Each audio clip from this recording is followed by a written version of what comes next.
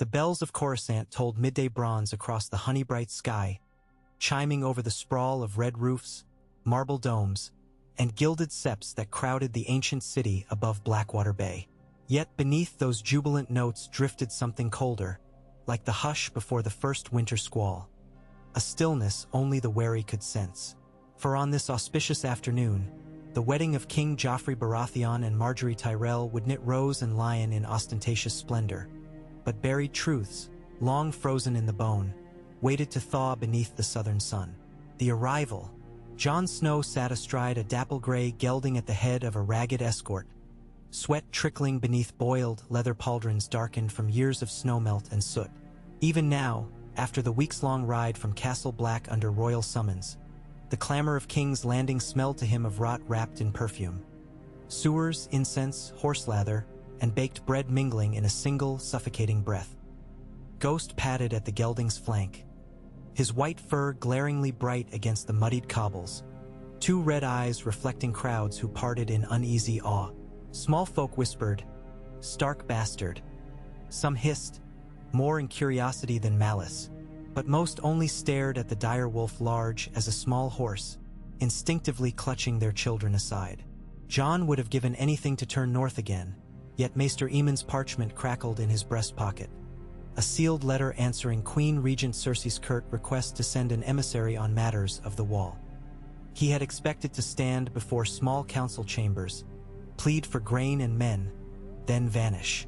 Instead, a gold and crimson retinue awaited him beyond the Riverlands with an invitation bearing the royal seal of House Baratheon. A wedding of all cursed things. "I never thought to see the bastard of Winterfell in silk streets," Ser Dennis Mallister muttered, guiding his mare alongside. His wrinkled lips twitched somewhere between pity and humor. "See how the gutters gleam, little rubies each one." Jon's gloved thumb brushed the hilt of Longclaw, Valyrian steel, its wolf's head pommel polished bone. "Rubies can be washed away," he said, eyes narrowing upon the red keep's looming ramparts. "Blood is harder." They rode beneath the mud gate, banners snapping overhead, stag and lion twined upon a field of crimson. The Tyrell rose fluttered everywhere, embroidered on pennants, woven into garlands, even threaded through the braids of eager maidens yearning for a glimpse of the new queen. But whispers followed Jon like a ripple through wheat, rumors, half-forgotten northern songs, and fresher tales of dead brothers, rebel kings, and frozen terrors that walked at night. The city watch parted, and a silver-armored knight with a rainbow cloak reined his destrier before them. Ser Loras Tyrell flashed a courteous smile, though his hazel eyes measured Ghost's crimson glare. "Lord Snow," he greeted, polite fiction granting Jon parity among lords. "His grace bids you rest within Maegor's holdfast until the feast. Your companions shall be quartered near the armory." Jon inclined his head, remembering Maester Aemon's counsel. "You may find unexpected ears in the south. Trust none, speak little." Ghost bared white fangs in silent promise as gate irons groaned open. And so the wild of the north stepped into the lion's den. Maegor's holdfast. Servants peeled away road-dusty cloaks and replaced them with a black doublet worked in silver thread depicting the direwolf of House Stark. Cersei's tailors laid out a crimson sash in jesting suggestion, but Jon pushed it aside, unwilling to be draped in Lannister colors. In a chamber overlooking the inner ward gardens, he bathed in scalding water scented with mint while Ghost lay guard at the door. Steam wrapped his scar-lined torso, each mark a reminder. The bite of an undead hand at the fist of the first men, the claw of an eagle warged by Orell, the arrow of Ygritte, whose memory stung sharper than any wound. He submerged, letting the water swallow his grief. "I am the shield that guards the realms of men." Oaths bound him still, but men south of the neck wore oaths like capes, flung off when convenient. Jon shoved the thought aside and surfaced, jaw set. An hour later he stood beneath a carved weirwood screen in the Holdfast's chapel, alone save a frail old woman dusting the altar. Its polished surface mirrored his reflection, black curls damp, eyes dark with purpose. He unsealed Maester Aemon's parchment there, heart hammering. The words within were brief yet heavier than ice. To the lords of the realm, the Night's Watch bears witness. Jon Snow, born Aegon Targaryen, son of Prince Rhaegar and Lady Lyanna Stark, lives. Signed in faith, Aemon Targaryen, Maester of Castle Black. Beneath, the broken wax and blood sigil of House Targaryen clung half-melted from Aemon's shaking hand. Jon read the lines thrice, though he had them memorized. He never asked for the secret, only to serve. Yet Aemon, last dragon of an old age, feared the realm's deafness to truth. A sword in the dark, the blind man had whispered, pressing the letter into his hand. But even swords must sometimes shine in daylight. Jon folded the parchment again, sliding it into the hidden pocket sewn inside his sleeve. The ink felt like wildfire against his skin. He had sworn to show it only if dire need arose. Down in the godswood of the Red Keep, ancient trees rustled beyond narrow windows. He almost prayed to old gods, to new, to Lawler, any who would listen. Yet the words would not come. Instead, he breathed once, deeply, and prepared to tread the maze of vipers. The feast. Torchlight danced across marble as dusk settled. The throne room, transformed into a hall of revelry, overflowed with wine-slick nobles, jesters on stilts, and musicians plucking lutes strung with golden gut. Tables groaned beneath roasted swans stuffed with dates, lemon cakes dusted in sugar snow, and a monstrous boar soaked in blackberry glaze. Jon kept to a shadowed corner near a column of petrified dragon bone, ghost's red gaze deterring all but the boldest revelers. Few recognized the black-clad stranger, though eyes lingered on the direwolf. Grand Maester Pycelle waddled past, perfume cloud masking the sharper scent of tinctures. Beside him, Lord Varys glided silent on soft slippers, bald head gleaming like a pearl. Their murmured words faded into lilting laughter as Queen Marjorie entered upon a litter of roses, her smile bright as sunrise. Beside her strutted King Joffrey in cloth of gold so stiff, he seemed encased in metal. The crowd cheered, horns blared, yet Jon's gaze fixed upon another figure, Sansa Stark, his half-sister, standing near the high table, pale hands clasped, eyes shifting like captive doves. He had not seen her since he rode south with Uncle Benjen to the Wall. Now she looked older, fragile, dressed in dove-gray silk. Courage, little bird, he thought. A sudden hush fell. Lord Tywin Lannister rose, goblet lifted, voice ringing like a smith's hammer. To king and queen, may their union bind the realm in peace. Peace. Jon swallowed bitterness. North of the Wall, corpses walked. He drank watered wine sparingly, senses sharp. Across the hall, Oberyn Martell lounged with a lazy grin, whispering to Illyria Sand while his dark eyes catalogued every movement. Near him, Ser Jaime Lannister toyed idly with his gilded cup, left hand absent. Then Joffrey's voice rang shrill. "Bring forth the War of 5 Kings." Puppeteers scurried, unveiling 5 dwarfs clad in papier-mâché crowns who clashed wooden swords to riotous laughter. Jon's shoulders tightened. One dwarf bore the direwolf of Stark, biting at the lion's tail to Joffrey's delighted cackle. Sansa's porcelain mask cracked, tears brimmed beneath. Rage boiled within Jon's chest, placid surface fracturing. He felt ghost tense, a low growl vibrating through stone. The jest became whippoorwill over a fresh grave. A cup pressed into Jon's hand, dark red arbor gold. Ser Loras's voice murmured at his ear. "Our little king loves a spectacle. Better to laugh than to bleed, Lord Snow." Jon stared at the wine. "Better to bleed than to kneel," whispered some stubborn northern part of him. His thumb brushed the sealed parchment. "Weigh it now." White ravens of the citadel carried news of dragons. From the east, Daenerys Stormborn rose with unsullied spears and breaker chains. Yet Westeros scoffed at portents, content to dance amid storm clouds. If Jon remained silent, the wall might crumble before southern lords finished gorging on cake. But speak, and southern knights might slit his throat before morning, letter or no. Ghost snarled. Across the sea of revelers, Joffrey's laughter pitched higher as he poured wine upon the dwarf portraying Robb Stark. Men roared approval, goblets sloshing. Jon's knuckles whitened, a sword in daylight. He stepped forward. The challenge. The music stumbled, notes screeching as the dire wolf padded to the open marble expanse before the high table. Murmurs rose, dancers stilled. Jon Snow crossed to the king, cloak swirling like a crow's wing. Ser Jaime's hand dropped to his belt, though no sword hung there. Sandor Clegane bristled. Ready. Cersei's green eyes narrowed to slits. Jon knelt on one knee, formality only, long claw angled across his palms. Your Grace, he spoke, voice steady but loud enough to carry. I come bearing words graver than any wedding jest. Joffrey arched tawny brows, wine dribbling down his chin. Words?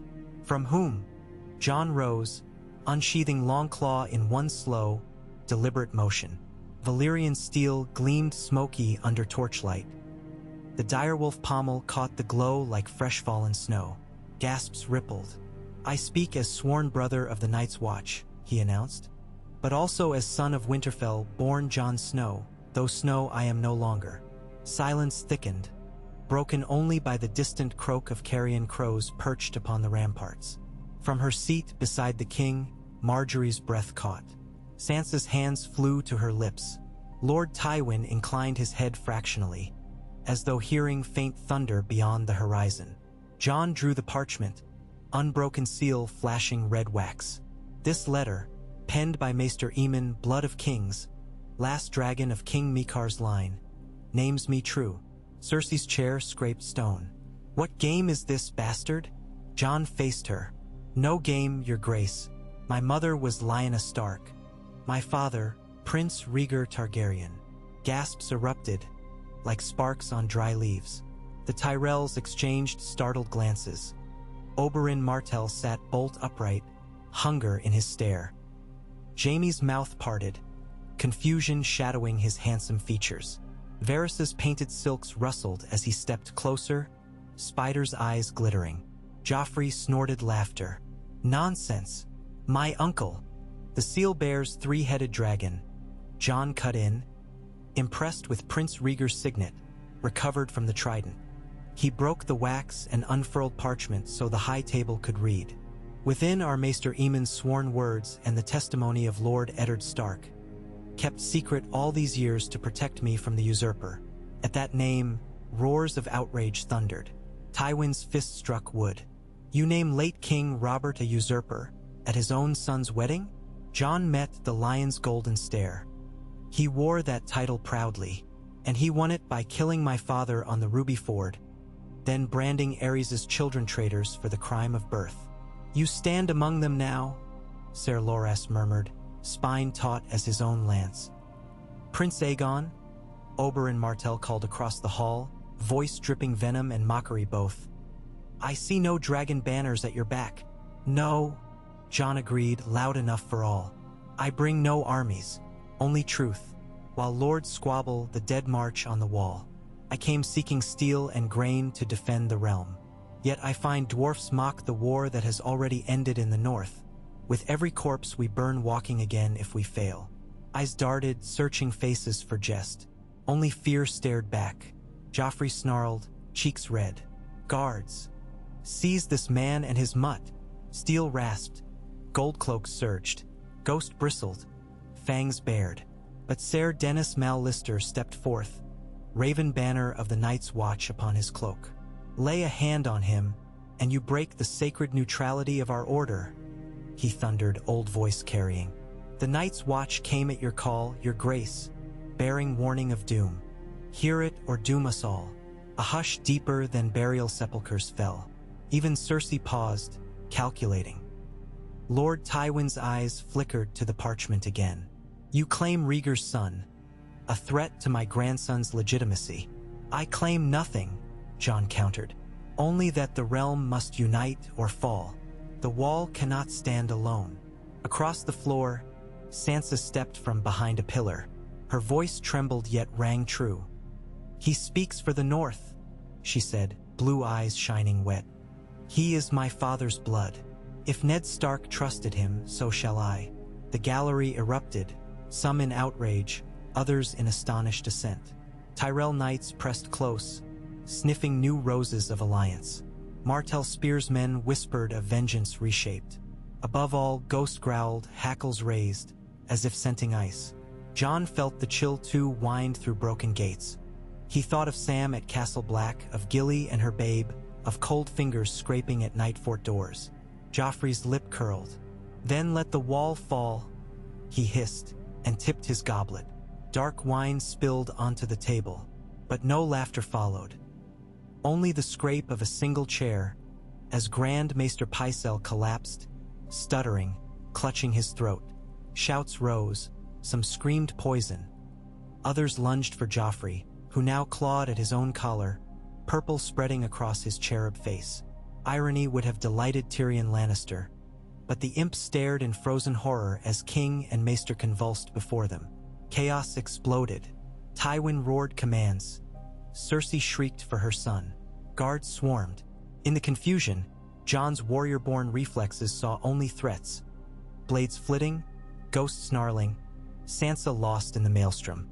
He vaulted the dais, scooping Sansa with one arm, Longclaw raised in the other. With me!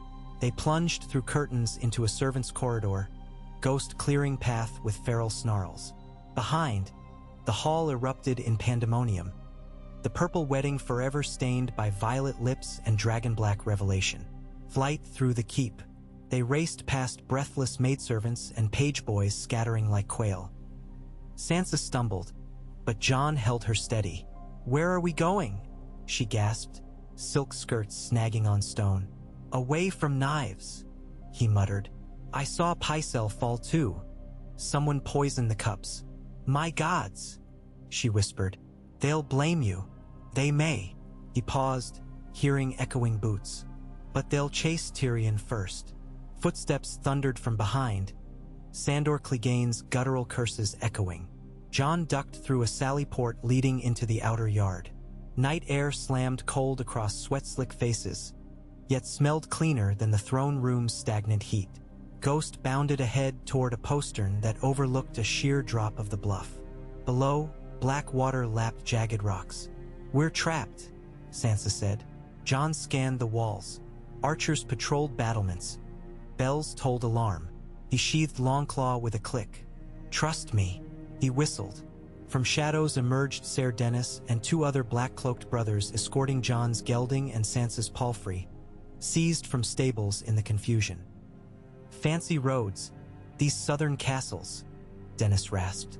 "Thought you might need a way out, Lord Snow? Or should I say Prince?" "Jon," he corrected. Titles felt like manacles. Hooves clattered as they mounted. Sansa's trembling fingers gripped reins. "Ride for the King's Road," Jon ordered. "Make for Riverrun or the Vale, anywhere but here." "And you?" she asked. He looked toward the red keep silhouetted against Dragonfire sunset. "The wall still calls, but first I must see the council. There are friends here yet." Clang of steel rang. City gates would soon close. Jon guided Ghost to Sansa's stirrup. "He'll guard you. Ghost knows you." The direwolf pressed cold nose to her knee in silent oath. Tears glimmered on her cheeks. "Come back. I will." He squeezed her hand once, then wheeled his horse, cloak billowing. Dennis followed. They vanished into the labyrinthine alleys as the first cries of regicide split the night, embers of power. Within the keep, flames of suspicion licked every corner. Cersei knelt beside Joffrey's stiffening corpse. Wails cracked raw. Tyrion's wrists were seized in iron. Tywin's mind already raced along battlefield lines unseen. Poisoners, traitors, dragons. Amid it all, Varys slipped from shadow to shadow, soft steps leading to a forgotten tower where a boy named Gendry hammered steel. "War is like smithing," the spider purred. "Strike when the metal glows." By dawn, the city held its breath. Ravens crossed the sky, blacker than night, carrying tidings of poisoned kings and living dragons. Merchants nailed shut their stalls. Septons prayed over empty pews. Somewhere beyond the walls, a she-wolf on a white horse galloped north, a direwolf at her side, and behind her dust rose like storm clouds. And in the still smoldering throne room, Lord Tywin Lannister unfurled a crumpled parchment, sigil of three-headed dragons stamped in blood-red wax. His eyes traced Aemon's fragile script, his jaw set like granite. "A Targaryen wolf," he murmured. "7 save us." Yet the 7 remained silent, for winter's drums had begun their slow, relentless beat toward King's Landing. Truth had found daylight, and daylight proved a harsher judge than night. Interlude in shadow.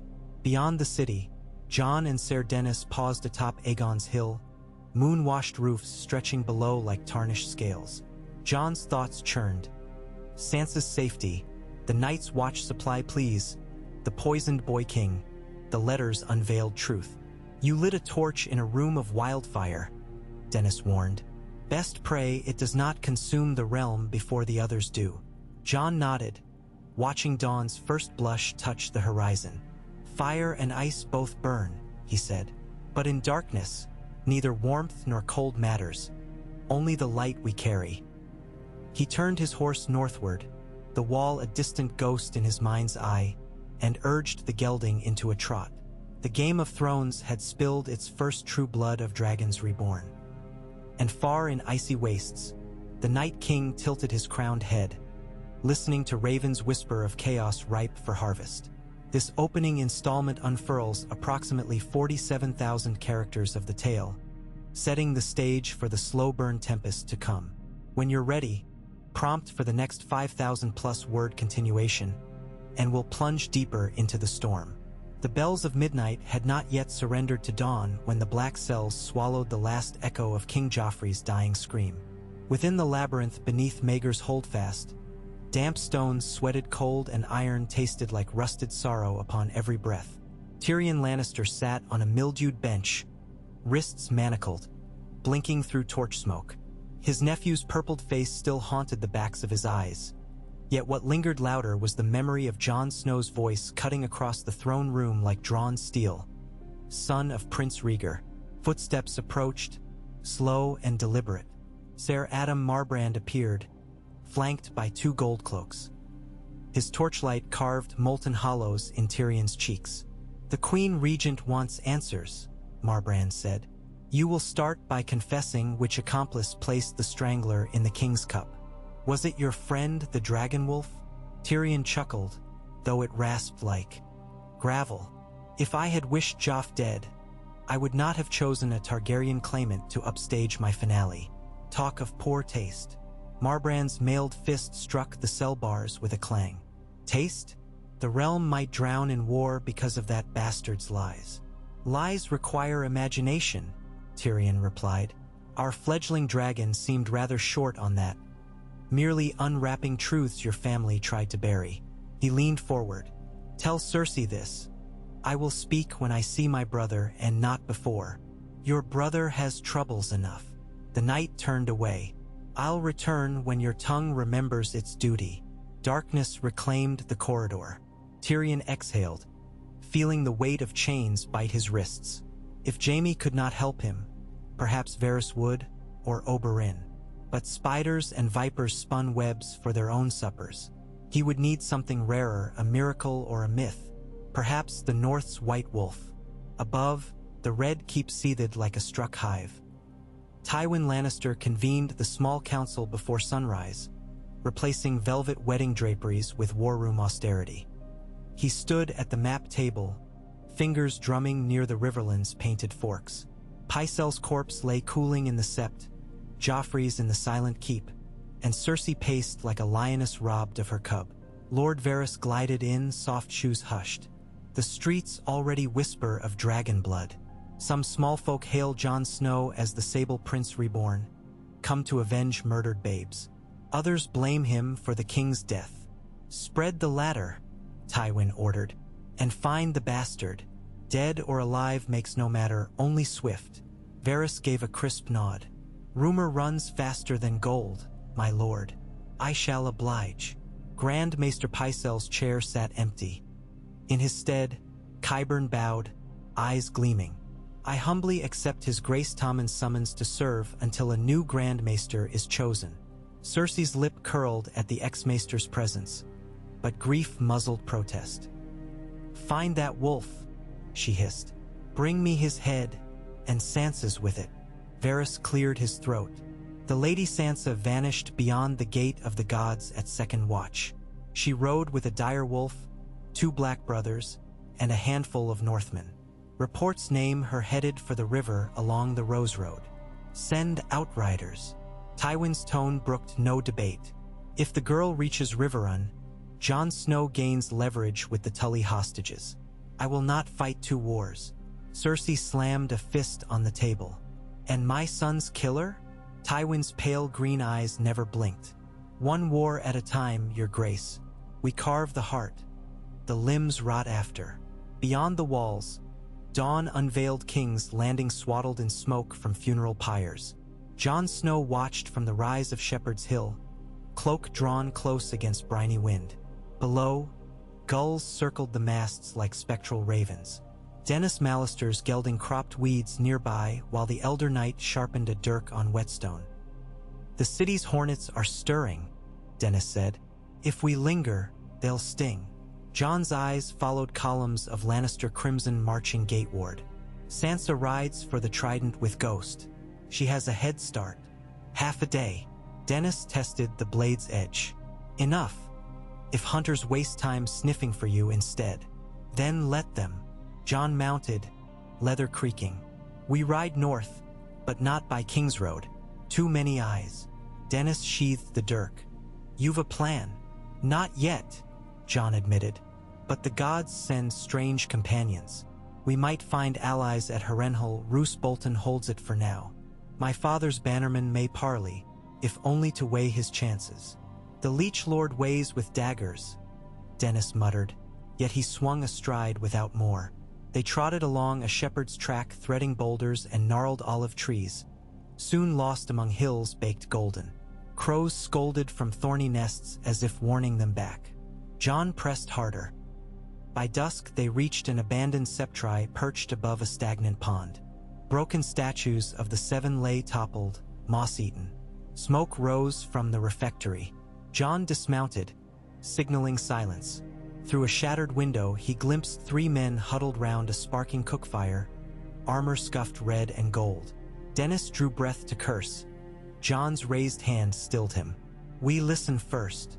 Ghost would have scented them miles off, but Ghost was with Sansa. Now caution would serve. They crouched beneath a stone arch inside. A younger Lannister soldier poked the fire. Ser Trant swears the hand wants the bastard skull on a spike afore moon's turn, he said. The beast will fall, growled a second. Bolton's flayed men march south from Harrenhal. They'll sniff snow out quicker than hounds.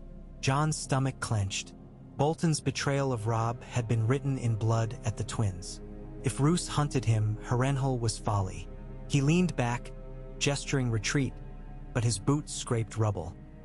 The youngest soldier spun. Who's that? Steel rasped. The trio surged toward the doorway. Dennis stepped into view like a shadowed sentinel. Back, he commanded. The men hesitated, seeing knights watch black yet recognizing no lord. Jon emerged, longclaw in hand.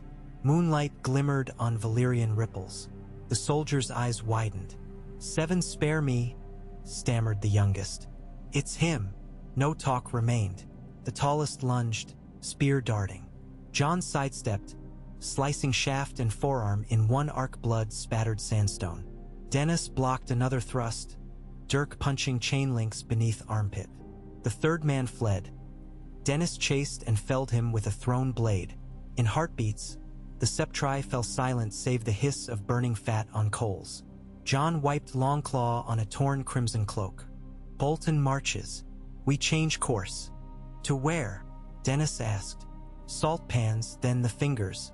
By sea to White Harbor, we beg Lord Manderley for swift passage north. He sheathed sword. The wall can ill spare time. Dennis nodded. A ghost can move by river easier than by road. They buried the soldiers beneath collapsed statues, saying no prayers. War had stolen all grace from death. Before departing, Jon gathered parchments from the cookfire's edge, orders stamped with the flayed man, promising gold for Jon Snow's head, delivered unto fry hands at the twins. He fed them to the flame, thinking of Roose's bastard Ramsay and the Boltons' lies to Robb. I should have slain him at Moat Cailin, he thought. But the North remembered wrongs long, and Jon would carve the ledger yet. Far ahead along the Rose Road, Sansa pressed her mare across rolling fields of lavender wildflowers. Ghost loped beside, white as hoarfrost, breath hanging in dusk light. Two black brothers rode guard, Daryon, whose voice once gilded the air at Castle Black, and old Henley, a gaunt ranger with arrow-scarred lip. They had peeled off from Dennis's party before dawn. Sansa's legs ached, yet fear spurred her faster. She dared not imagine Lannister outriders closing the gap. Each mile bound her to new identity. Not captive lady, but northern she-wolf running home. At twilight, they reached an olive grove where a tumbled watchtower leaned like a drunken giant. Daryon guided them inside ritual hush, lighting a stub of tallow. Ghost prowled perimeter, red eyes flashing. Sansa sank onto a stone bench, trembling. "Will they truly follow us?" she whispered. The gloom made her feel very small. Henley shrugged. "Gold pays many spurs, but roads fork more than rumors. We change mounts thrice come sunrise, by passage on a fisher's skiff for midday. Bloodhounds chase scent, not wind." Daryon knelt, unpacking hardtack and dried figs. "Eat, my lady. We ride with dawn's gray." "Call me Sansa," she said, surprising herself with courage. "Lady makes me shiver." The bard smiled gently. "Sansa, then. Your brother would be proud." Tears pricked her lids. She pictured Robb, Arya, Bran, lost pieces of a shattered shield. Yet between memories' shards glimmered Jon's face at the wedding. Broad-shouldered, commanding, eyes bright with conviction. Not bastard but dragonwolf. She felt pride and terror for the storm he had summoned. Ghost padded close, head under her hand. His warmth eased her shaking. She whispered into his fur, "Keep him safe." The direwolf's ear twitched. She chose to believe he understood. Night deepened. Beyond broken slits, stars turned above the reach. Henley kept first watch, crossbow across knees. Sansa slept fitfully, dream-tossed. Joffrey's purple tongue, Tyrion's shocked stare, Marjorie's rose crown wilted crimson, and beneath all, pale blue eyes watching from a blizzard of feathers. She woke before dawn shivering, but a different chill stroked her skin, humid, fetid. She sat up. Ghost's growl rumbled like distant thunder. A shape crouched by the doorway. Henley lay slumped, bolt protruding from his throat. Daryon sprawled behind crates, dagger still sheathed. The intruder rose, shadow blotting gaps of moonlight. Leather cloak mottled brown and pink. On the breast, a flayed man stitched in dried skin. "Little bird," Ramsay Snow cooed. His smile was all broken teeth and delight. "You've flown far from your cage." Sansa screamed. Ghost hurled forward, jaws wide. Ramsay pivoted, torch flaring. He sprayed handfuls of ground glass. The dire wolf yelped, hind paws skidding across shards. Sansa grabbed a fallen crossbow, fingers fumbling. Ramsay advanced, axe gleaming wet. A distant horn volley shattered stillness. 3 blasts, answered by 2. Hoofbeats thundered outside.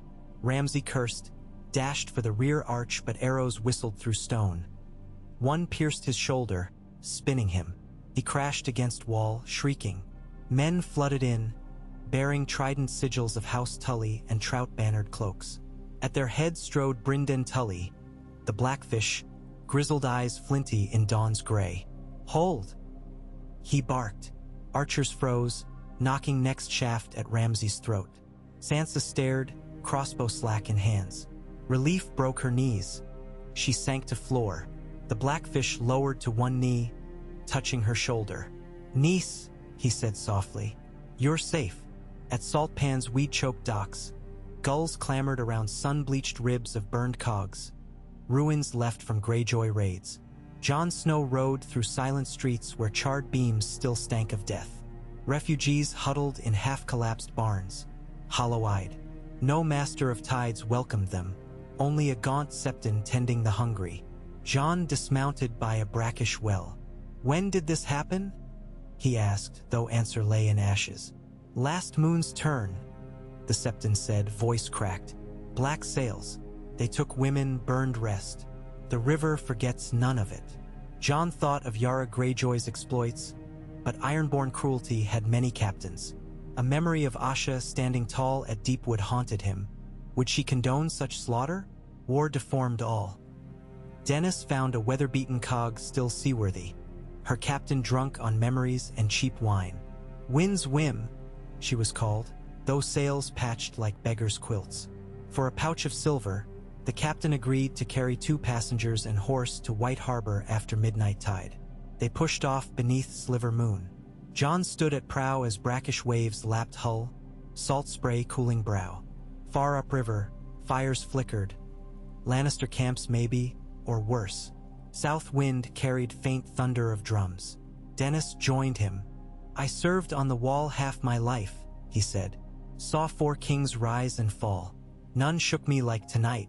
Joffrey's death is child's play compared to the storm your name has roused. Jon clenched, railing. Name is nothing. Wall is everything. Yet men follow banners, not walls. Dennis studied him. Will you claim the throne?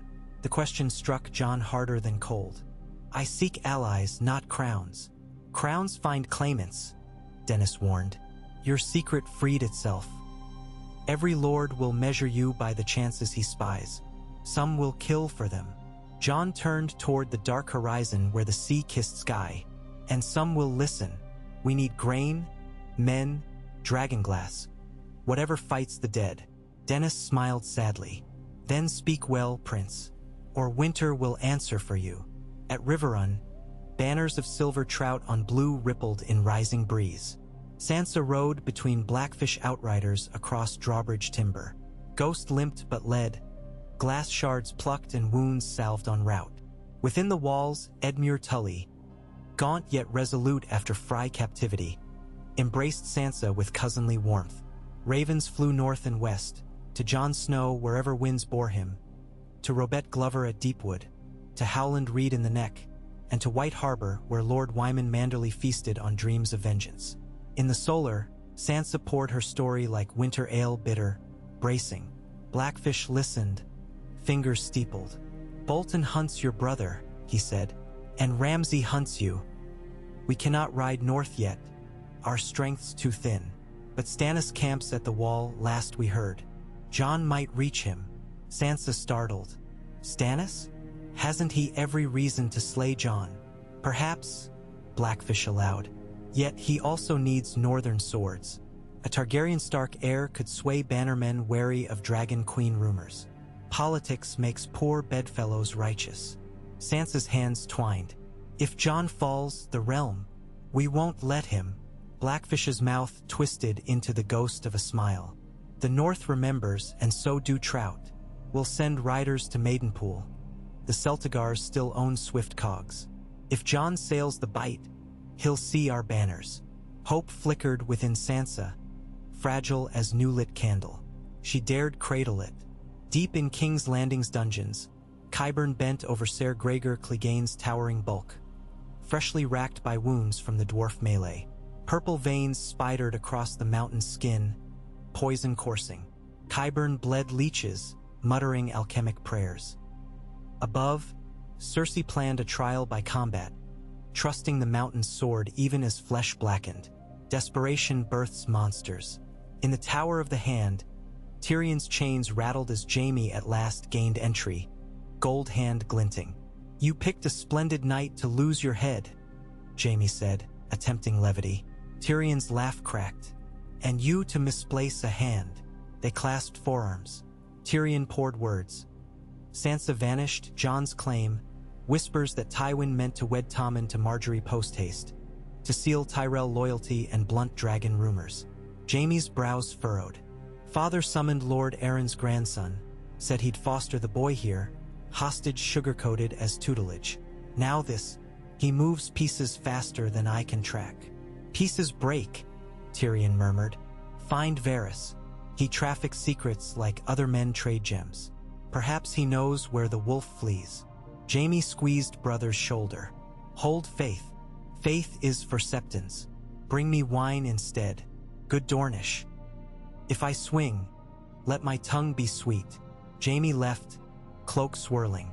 Outside the city, Varys indeed listened, but not to Jaime. In the black of the Blackwater, he met with Ser Davos Seaworth upon a rocking skiff. Moonlight revealed Smuggler's grin.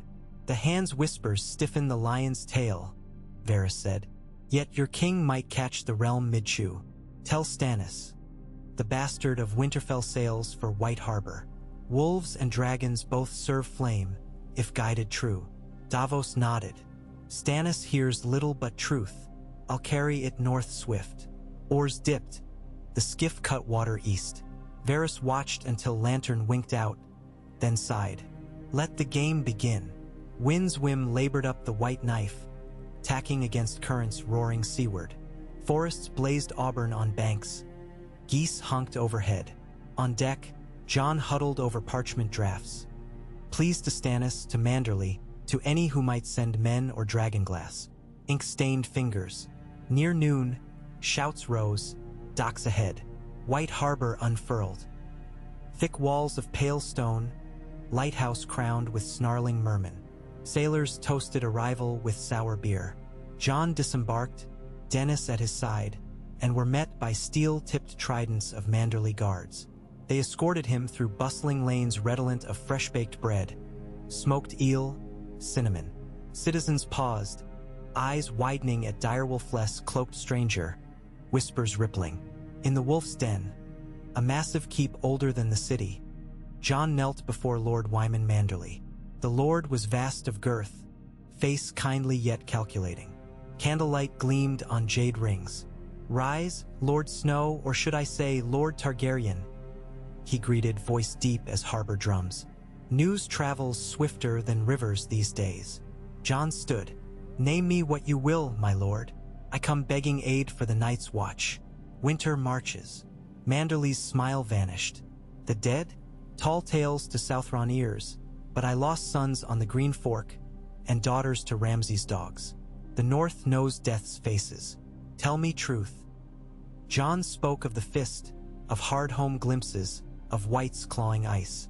Hall candles flickered though no breeze stirred. When he finished, silence clung like frost. Manderly exhaled. If half what you say is true, every grain in my granaries is yours. Yet I must weigh against the Boltons. Roose holds Winterfell. The Iron Throne names him warden. Aid to you brands me traitor. Roose flayed my brother's banners, Jon said, voice low.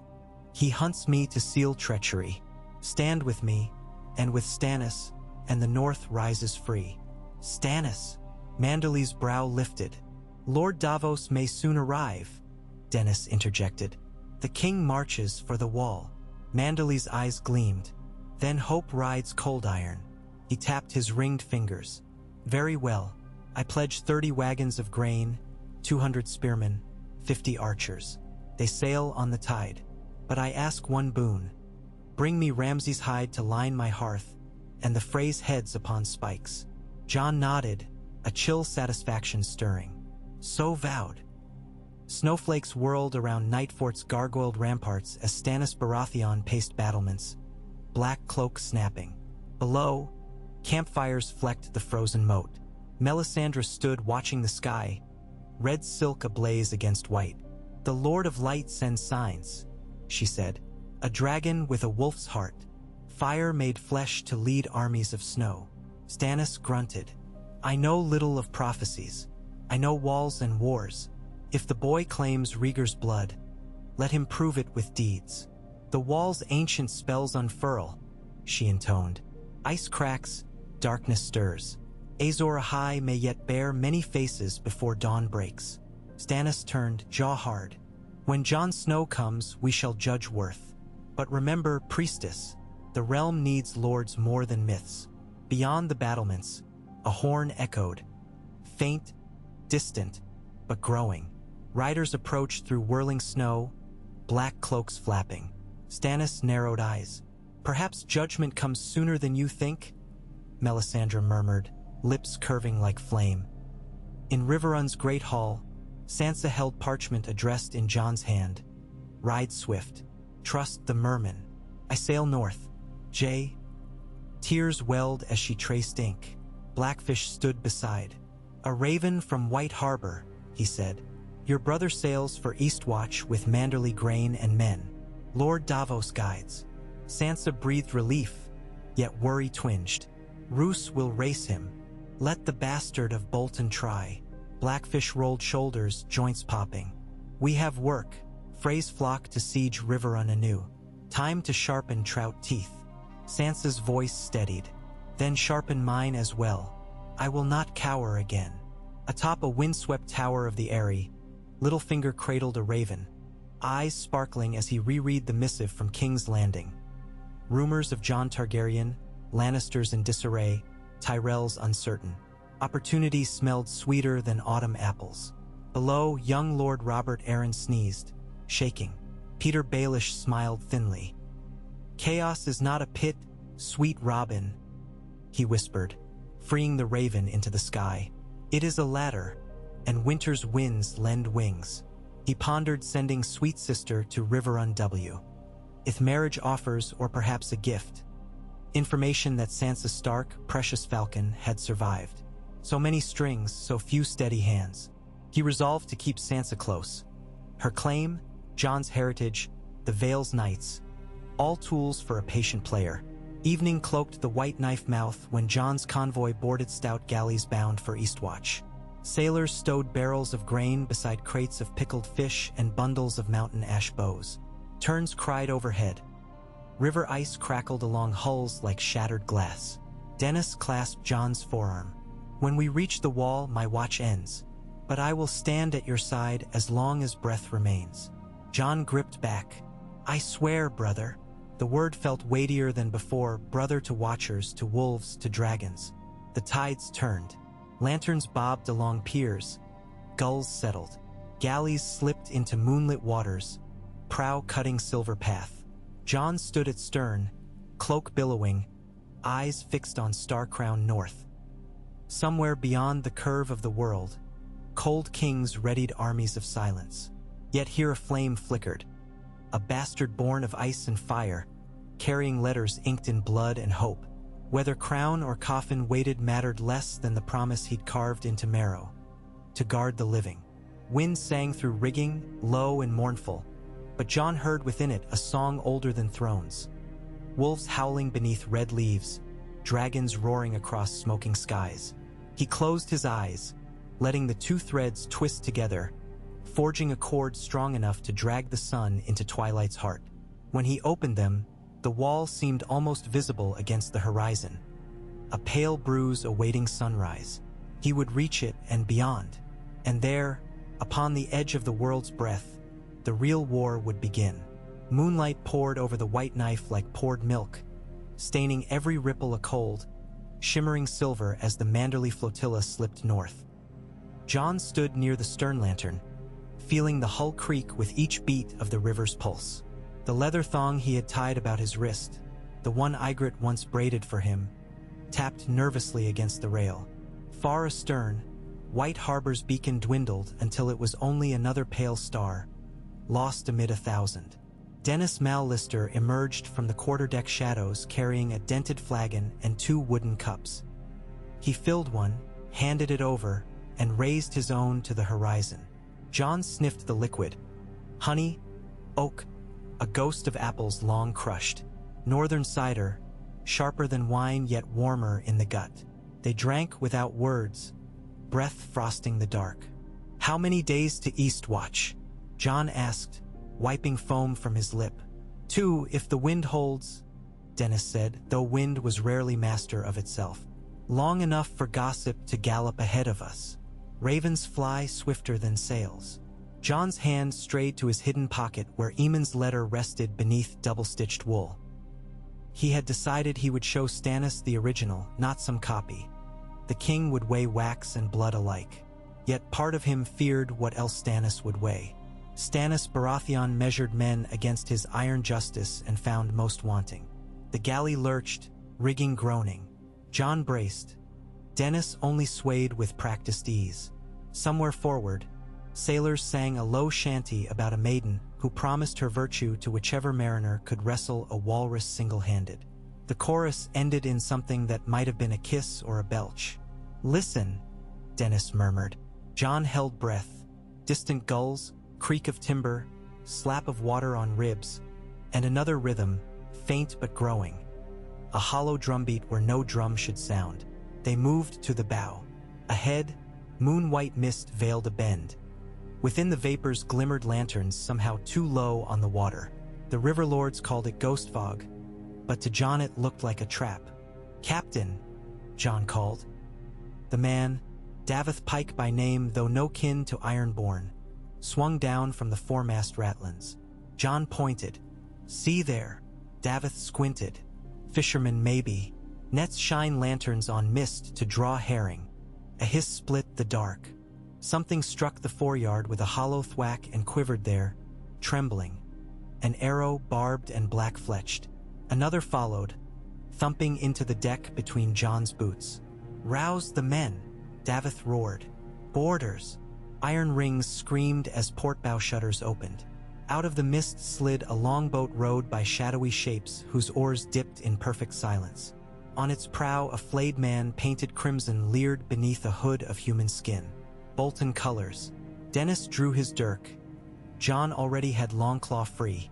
The Valyrian steel drank moonlight, seeming almost hungry. "Hold water!" A voice barked from the longboat. "Yield the wolf bastard and the old crow, and we let the rest sail south alive." Jon felt rather than saw sailors blanch. Davith spat over the rail. "You want him? Swim for him, Leech Lord's whelps." The longboat's answer was a volley of arrows. Sailcloth ripped, a sailor shrieked and toppled. Jon shoved Dennis behind a stack of crates and bellowed, "Shields!" Oars to ramming speed. But Manderley merchantmen carried no shields, and most crew were dock rats, not warriors. Still, Dennis charged the port rail. 3 bolts thunked into the crate shielding him and snapped. He hurdled the debris, dirk flashing, and seized a spare hook used for mooring lines. The longboat scraped hull. Grappling hooks flew, biting timbers. Jon swung Longclaw downward, severing one rope clean. Dennis heaved another hook overboard. Yet more lodged. A half-dozen shapes vaulted rail, Bolton men, mail glinting wet. First to land rushed Jon, axe overhead. Longclaw parried, turning the stroke. The follow-through opened the man's throat in a spray so hot it steamed. Dennis sparred 2 at once, hook clanging off steel caps. A crossbowman knelt, drawing bead on Jon, but Davith hurled a belaying pin that smashed the man's nose sideways. He squealed, dropped the bow, staggered into the river. Still more clambered up. Jon ducked under a pike thrust, stabbed upward through groin and belly, wrenched free.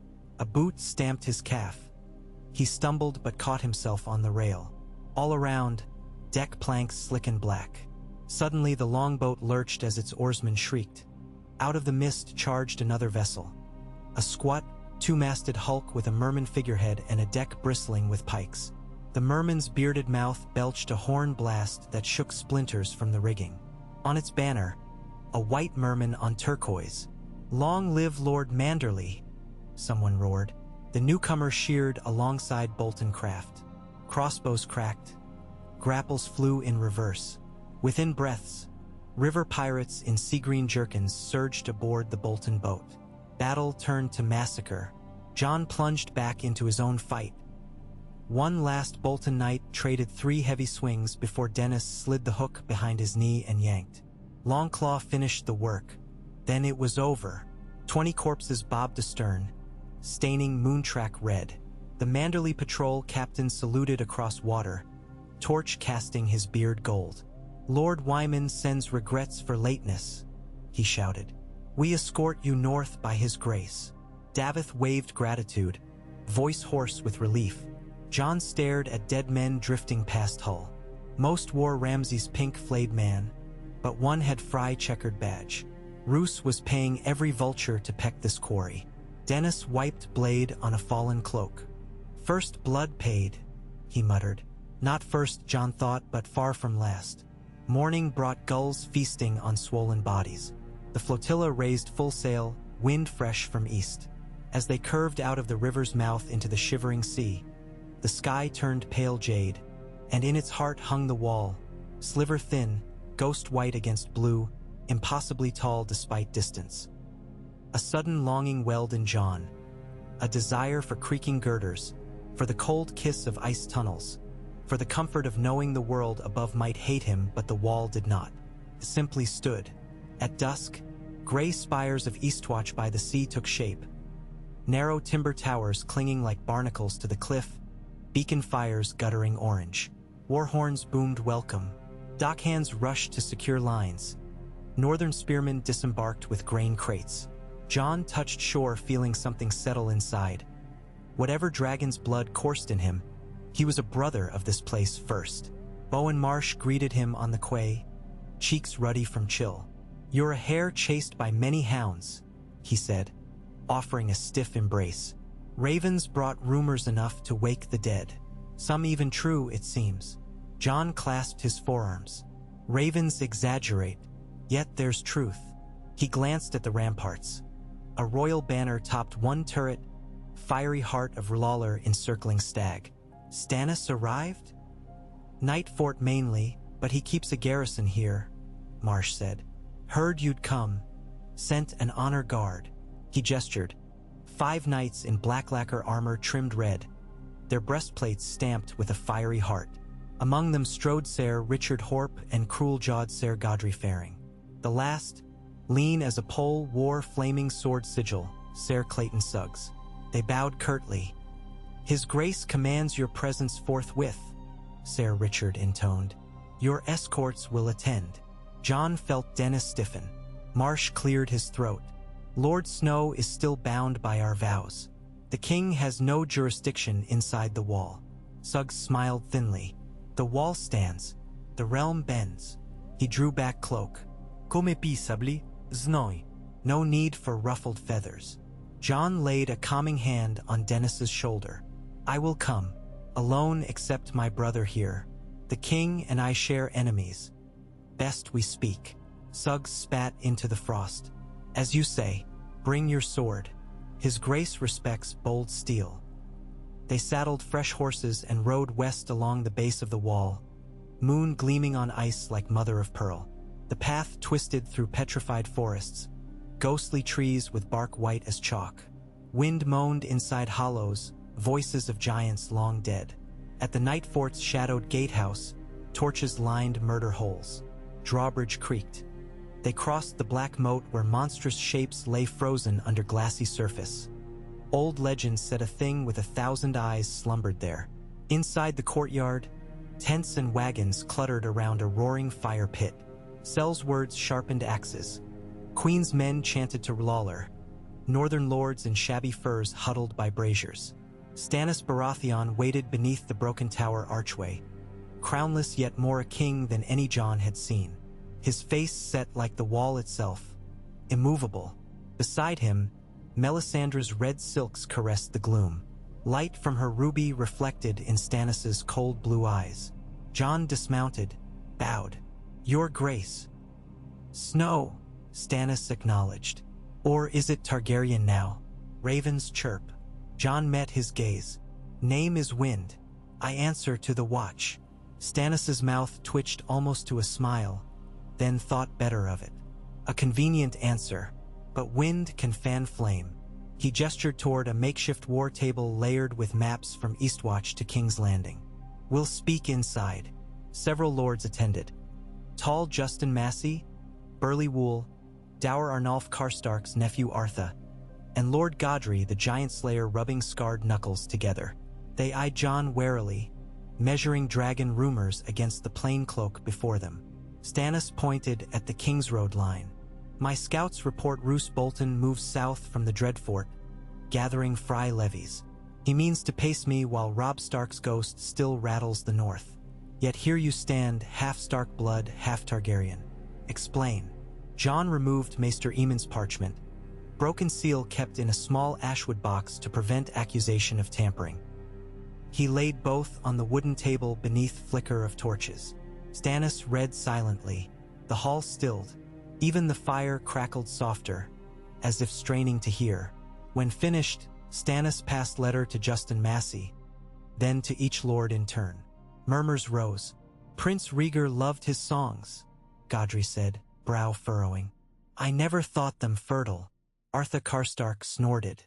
Better a dragon than a leech, if he'll flay the flayed. Stannis lifted hand. Silence fell. I cared neither for Rhaegar nor Eddard Stark before they died. Yet their honor is remembered. If this letter is forged, I'll see the forger flayed alive. Is it truth? Jon met his gaze. As true as the wall is cold. I never asked for it. I can't deny it. Melisandre stepped forward, ruby blazing. I see two shadows in him, she said in voice like temple bells on strange wind. One of snow, one of ash. Together they make light that may drive darkness back. Azor Ahai may be reborn not in one, but in union. Stannis exhaled through nose. Prophecies again. I trust steel more. He leaned across table. I have men but little food. Wyman Manderly sends grain because of you. Convince more northern lords and their swords become mine. Do that and the bastard, Targaryen or not, earns his keep. Jon nodded slowly. The north follows the Stark's memory. Free it from the Boltons and Freys, and they'll crown whoever breaks their chains. Crown, Stannis barked. I seek no half measures. The Iron Throne is mine. But I'll seat you in Winterfell if your name unlocks hearts. Jon swallowed. Winterfell, home he never believed he'd see again, offered like a coin across a tavern table. Yet he pictured the silent hall, his brother's ghosts, the crypt of Lyanna and Rhaegar's memory. Winterfell belongs to the Starks. Stannis's eyes narrowed. Then take the direwolf banners if dragon banners shame you. I care only that Bolton falls and the realm obeys law. Will you help? Jon looked to Dennis, remembering vows sworn at a weirwood. The watch forbade crowns, wives, lands, but it also forbade ignoring greater need. Aemon's voice whispered, a man must know the cost of his honor. He sheathed Longclaw across the map where the Dreadfort sat like a canker. I will ride south for allies, speak the truth, ask their help for the wall and your cause both. But my first loyalty stays with the watch. When the horn calls, I answer. Stannis studied him, then nodded once. Curt, so be it. Dawn 2 days hence, we march for Carhold to seize grain stores. You'll ride ahead, carry raven letters stamped with this seal. He pressed a ring depicting crowned stag into red wax, stamped parchment thrice. If Bolton intercepts you, pray your dragon blood fires courage. Melisandre's smile flickered like candle flame meeting wind. Courage he has, your grace. Whether the world has breath enough to face his light, we shall see. They dismissed. Dennis and Jon found cots in an upper gallery open to the night sky. Snow drifted through missing roof beams, but neither felt the cold. Sleep came in ragged dreams. Jon stood in the crypts where Ned's statue wept blood, while a dragon made of snow and cinder coiled around him, whispering in tongues past reason. Dennis saw the wall crack like eggshell, revealing blinding light that seared his eyes awake. Morning horns sounded. Jon rose stiff-limbed, girded sword, wolf fur cloak, and new leather jerkin Stannis's quartermaster provided. He found Samwell Tarly in the yard, rosy-cheeked from cold but smiling as only Sam could. Jon! Sam embraced him. Raven said, but I scarce believed. Everyone's speaking of your birth. His voice dropped. Is it true? Yes, Jon said softly. But first, Gilly the boy? Safe in Old Town, Sam said. Archmaester Peristan agreed to examine the babe's blood. Dragons run thick in Valyrian lines. He suspects the child's screams might break glass. Sam grinned shyly, then sobered. The wall's spells feel weaker. A chill deeper than ice creeps along the stones. Maester Aemon felt it before we left. It's worse now. Jon placed hand on his shoulder. Hold fast. We ride to gather swords, but we'll return. He thought of Sansa, of Arya lost to rumor, of Bran beyond the wall's pale. Each thread tugged his heart until it seemed ready to unravel. Tell the men to keep their faith. Sam nodded, tears bright. I will. 7 guide you, Jon, if they still can. They parted. Dennis waited with 3 of Stannis's faster courser mounts. Maps, sealed letters, spare cloaks, hard bread. Snowflakes kissed saddles. Hooves clattered across drawbridge. They galloped south along King's Road's wintry spine, breath pluming, banners furled. Behind them, Stannis' forces assembled. Ragged northern clansmen with bronze axes, Queen's men chanting prayers, sell-sails whose pay came in promises of spoils and pardons. Siege engines creaked on sledges, bound for Carhold first, then Winterfell. South of the Gift, the King's Road twisted among snow-covered ridges. Jon and Dennis rode single file to mask numbers. At every wayside they paused only long enough to water horses and pin Stannis' sealed offers to doorposts. Join or burn. Some innkeepers eyed the dragon wolf sigil Jon sketched beneath but dared not tear it down. On the third dawn, as pink light bled across white fields, they crested a knoll overlooking Last Hearth. Smoke rose from chimneys, but main gate hung broken and black. Ravens wheeled. Jon's Gut clenched. They approached through drifts knee-deep, houses silent. In the bailey lay corpses, men, women, children, some flayed, others hacked. Bolton banners flapped alongside Umbers, direwolf severed in half. Dennis dismounted, curse frozen on his beard. They came for Greyjoy's kin. Jon found the body of Small Jon Umber, nailed naked to the hall's outer door, eyes gouged. On his chest, carved words, loyalty not enough. Fire kindled inside Jon, hotter than dragon flame, white as tearfrost. He lifted Longclaw and hacked the corpse free, carried him within and laid him on the hearth where once songs echoed. He covered the remains with a patched bearskin and swore silently that flaying would be avenged limb by limb. They found one survivor, a stable boy named Dobber, hiding among hay. He stammered that Ramsay Snow arrived 2 nights past with 50 riders, demanded oaths, and when the Umbers delayed, torches danced. Ramsay took 3 girls, left charred bones. Jon offered Dobber a place among their party to guide them through Umber lands. The boy accepted, eyes blank. Together they buried dead beneath frozen soil, though the ground resisted. Before departing, Jon fashioned a crude banner.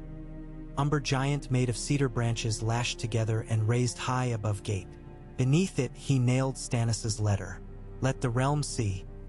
They rode westward now toward Deepwood Motte, hoping Glover men yet defied Bolton. Wind keened through pine until it began to sound like restless dead. At dusk, snow thickened, swirling into white smother. They dug a shelter under leaning firs and shared salt pork strips charred over pine cones. Dennis hummed the night's watch oath in low baritone. Dobber whispered the names of those lost. Jon lay awake, staring at shifting shadows. Ice spiders of legend skittered through dreams.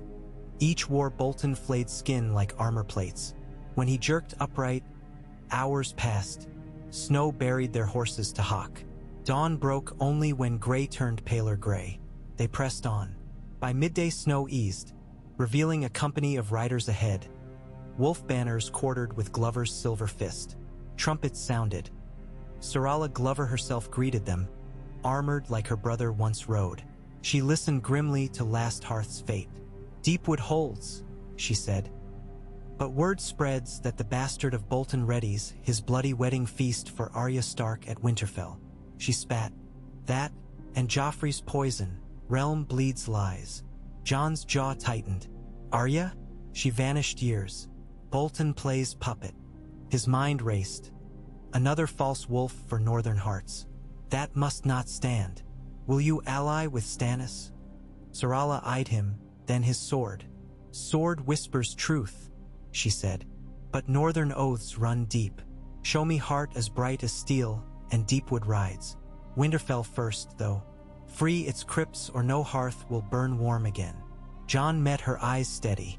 Crypts will open soon enough. Stand with us, and Bolton's dogs'll whimper. She signaled. A horn call echoed. 300 spears emerged from Treeline, cloaks striped green and gray. Dennis exhaled relief. Sarala offered oatcakes thick with pine nuts. They shared bread, sealing trust more sure than any parchment. Night fell. Around joint fires, Jon told tales of the wall. Dead men walking, ravens crying at midnight. Glover men listened, spines stiffened. Some wept quiet tears for small John. Sarala clasped John's shoulder. "Tomorrow we march," she vowed, "and every house that remembers Rob's howl will answer." While north stirred, river unbraced, Edmure's sentries spied fry banners on the west bank by dawn. A haphazard host of pale pink and mud-brown robes, siege towers in tow. But Blackfish was ready. Under cloak of fog, he sent sorties of riverboats skimming low to sink fry supply barges. At midday, one barge laden with siege stones erupted in flame so bright the Freys believed dragons flown. Sansa watched from parapet, heart thundering joy at enemy confusion. She spent evenings with Maester Vyman copying letters. One she penned to Jon herself, news of Ramsay's raid foiled, of her refuge of fry camps. She sealed it with molten wax stamped by a trout biting a direwolf's tail. "Find my brother," she whispered to the Raven Master as the bird vanished toward dusk's bleeding sky. In King's Landing, that same sky bled onto black marble as Cersei lit candles around Joffrey's body. Praise from Septons echoed, empty as stone. Qyburn arrived, face lined with fatigue, and knelt. "The mountain survives," he rasped. "Though venom rots him, I can save what matters." "Save his sword arm," Cersei said, voice hollow. "And his hate." Qyburn's smile was shadow. "When he wakes, he will know only that." Tywin entered, Boothiel's clicking. "Leave us." Qyburn bowed, departed. Tywin regarded his daughter's wan profile. "Tommen is crowned in 2 days. Your grief cannot stall realm." Cersei didn't look up. "They whisper of the dragon wolf more than my son. Even priests gossip. Then we weave new stories louder." He set parchment on a low table, decrees naming Roose Bolton Warden of the North still, Tommen's betrothal to Marjorie reaffirmed, an edict condemning Jon Targaryen as impostor and traitor. Words win wars before swords strike. Cersei's gaze sharpened on Jon's name. "Kill him. Send Ser Balon Swan with the Kingsguard." Tywin folded hands. "Assassination emboldens legend. Better Bolton strangles him publicly after victory. Until then, we bleed Stannis. Starve him of allies, brand him king of nothing." He turned to leave, pausing at door. "Guard your grief, Cersei. Vengeance clouds reason." She stared at Joffrey's still face. "Vengeance is reason. Beyond the wall, deeper than man dared roam." The Night King listened to winds bearing scents of fire and discord. His legion gathered. Pale giants, bears with eyes of frozen dawn, pale children clinging to undead mothers. At his command, white walkers placed cracked hand upon a massive ice altar. With motions slow as millennia, they shaped frost into something that glimmered like crystal. Within it swirled shadows of 3-headed dragons and dire wolves entwined, warring, devouring the sun. He raised it. A crack of ice answered far away. Somewhere the wall shuddered, hairline fractures creeping like veins in glass. He smiled, a silent rictus, then pointed south. The horde began to move, snow billowing like a cloak. On the shivering sea, Daenerys Targaryen stood upon the prow of a Pentoshi cog, smelling salt and liberty. Drogon circled fiery shapes overhead. Regal and Viserion roared behind. The wind smelt of distant frost and distant war. Yora tugged his collar. "My queen, Westeros is torn open. A dragon claimant rises in the north." Her lips parted. "Aegon?" she whispered, echo of lost brother before Viserys. "Or some trick. Ravens speak of Jon Snow, bastard raised at Winterfell." Yora hesitated. "Your half-brother, if truth." Daenerys felt the world tip slightly. To have kin after all the ashes? She closed eyes. When she opened them, they burned like lit coals. "If he is blood, we are bound. But only one dragon shall sit the Iron Throne. I will meet him and judge." Waves broke against Hull, carrying them west. In the Vale, Peter Baelish received a raven from Maidenpool, Stannis' envoy seeking troops in Rabar Royce's name. Littlefinger stroked Lisa's hair as she dozed near the hearth, her snores soft. He fed the letter to flame, eyes reflecting green tongues. "Climb," he whispered. "Always climb." Night settled upon Jon's camp at foot of Rimeholt's Ridge. Glover fires dotted snow like ember constellations. Jon stood watch, snowflakes melting on eyelashes. In the hush, he almost imagined Ghost's soft footfalls, but the dire wolf lay miles south guarding Sansa. Still, he sensed a presence, something beyond sense, perhaps bloodline calling bloodline. Stars exploded overhead as an aurora rippled green and violet. The sight stole breath. Men murmured old tales, that auroras were curtains between life and death ripped aside. Jon watched until colors faded. He touched pommel of Longclaw, felt warmth pulse where steel met leather. Sleep found him late, dreams full of crimson leaves and blue roses blooming through ice. Lynna's voice carried on wind. "Promise me." He reached, but she slipped into frost. Then Rhaegar appeared clad in dark plate, harp slung, crown of rubies bleeding down brow. He placed his hand on Jon's shoulder and said without moving lips, "Song needs singers."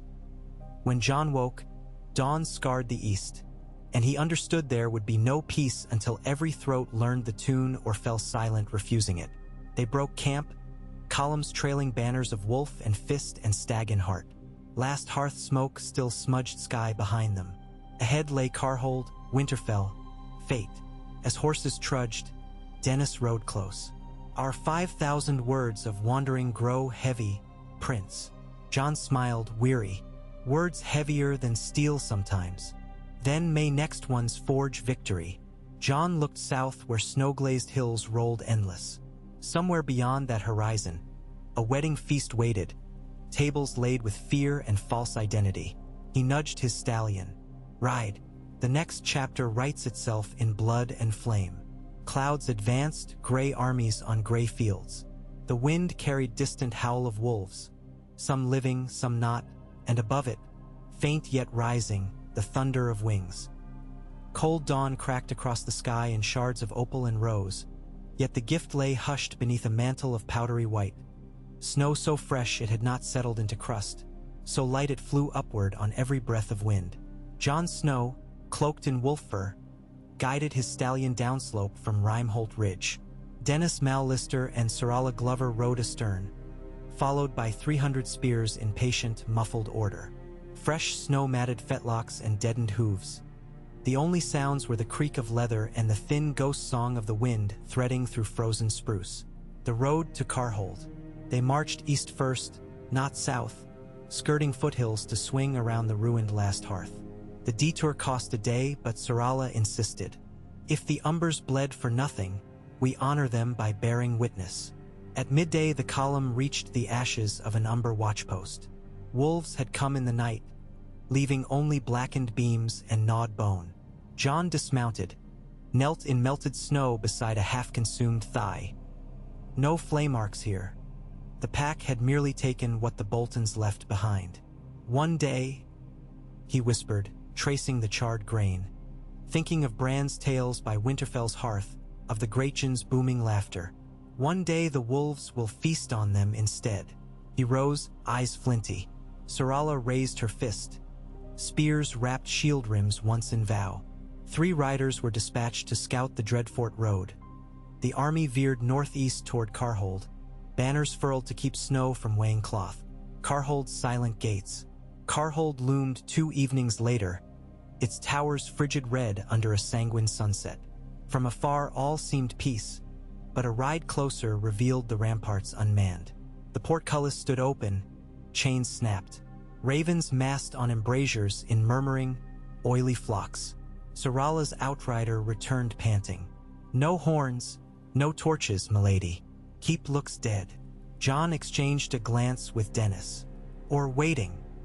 They advanced shield to shield through the gate tunnel, muffling horses with sacking beneath hooves.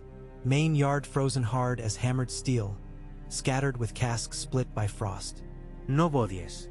Just emptiness. A brittle hush so absolute Jon's breath sounded like breaking glass. Inside the great hall they found the explanation. 3 dozen Karstark men hanged from rafters, heads bagged, sigils stripped. Underneath, a single banner lay trampled.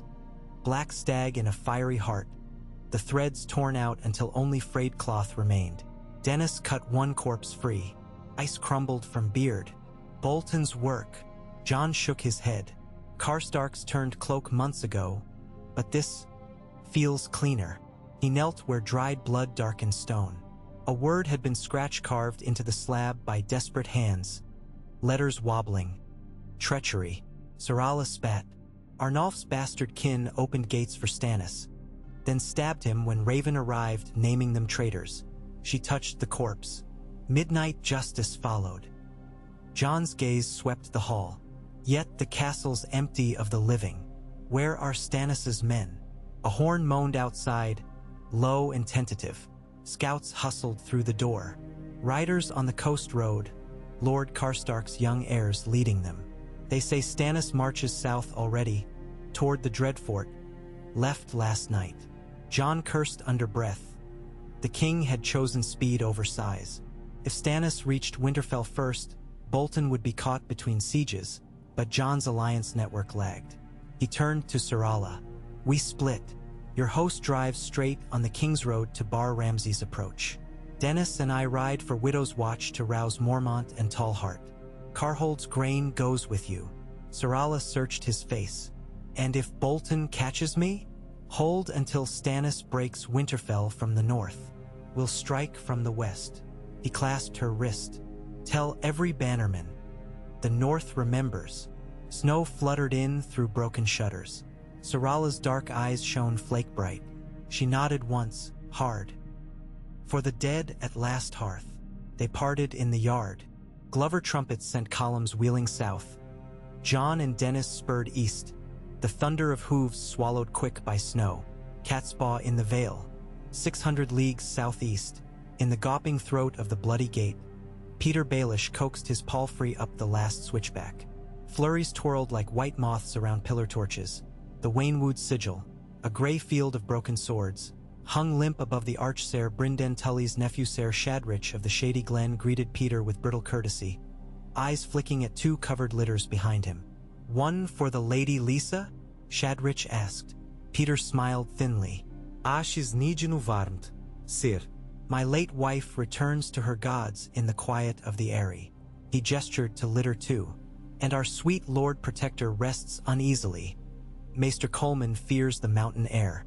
In truth, young Robert Arryn snored beneath furs, goblet of sweet milk still clutched in pale hand. Shadrich eyed the second litter.